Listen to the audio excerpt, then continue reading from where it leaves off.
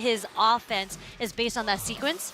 And I'm wondering how he's going to apply it to Angry Bird, because Angry Bird, I think, is a very, very aggressive offensive player. He's not going to stay grounded to allow you to do that to him. Well, I was talking about this with Yipes and Rings yesterday.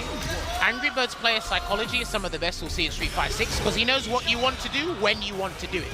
And like you said and pointed it out yesterday, raw dry rush into crouching light punch, Juninho loves that. Space in the stand, heavy kick for the meaty, he loves to do that. He also likes to do his crouching medium punch into drive rush cancel. So he's very excessive and aggressive with drive rush. So we'll see how Angry Bird decides to shut that down, or maybe he'll just allow it to go and make him burn himself out. 100%. And you can see how well they have studied each other, because this round literally started off with JUNINHO-RAS doing a dry rush and Angry Bird immediately reacting with an ODDP. They have been watching the tapes against each other. Or maybe they have, maybe they haven't, but that's going to be a conversion in the flash knuckle across the screen. But he will do a Vulcan Blast to send him full screen to buy him some time to recover some drive gauge. And if he can just play it safe with the Sand Blast at the moment, he hasn't got anything to worry about.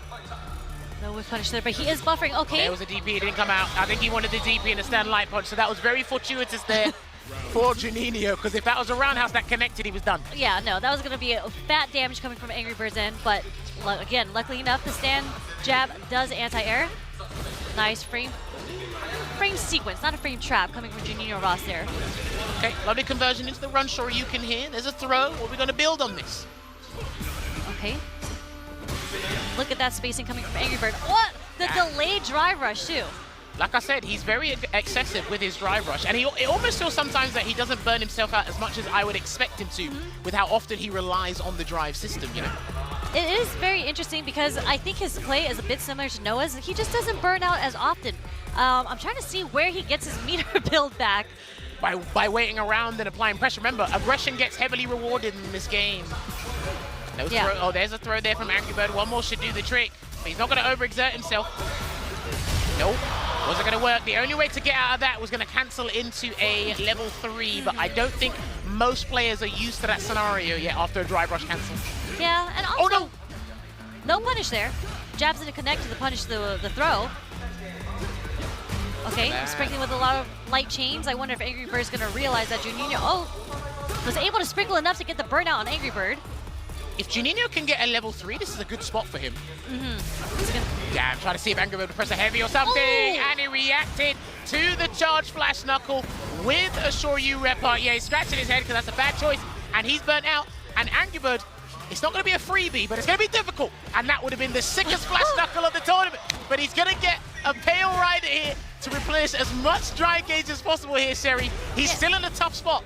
Tough spot, but he did even out the health just a little bit. And if he's able to keep Angry Bird from not being offensive, he is going to get his meter back. But no, the Shimmy Fierce is going to take it, but it's not enough to kill. Watch out for the DI if he even tries to threaten it here, Angry Bird. But he's just going to do another grab, and that's going to close it out for game 1 here. Now, Juninho, like you said, statistically speaking, he's in a very interesting position. If I was him, I'd go for the dub, but losing to Angry Bird is not a bad thing. Why? Because he has a better chance of beating his other opponent. I think so from watching these matches. Wouldn't you want to just win both sets? That's idealistic. Ideally, if he wins this, yes, but if he loses this, it's not the end of the world. Gotcha. Okay, it's okay to lose to Angry Bird if anything.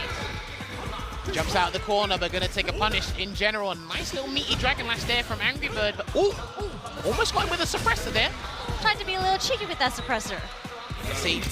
Angry Bird has somehow managed to get JUNINHO-RAS out of his comfort zone, not being as belligerent as he was before. Because like I said, Angry Bird knows what you want to do and when you want to do it. His defense is some of the best. Ooh, he did try to sneak in just to get the frames on the ODDP, but the level 1 super coming from Luke, it actually takes a while for it, and Angry Bird got caught by the because he wanted to use the projectile invincibility. And there you go, almost get burnt out here. He can actually stun him. Yeah, that was a bad choice there from Juninho. This is guaranteed. Yeah, it's guaranteed.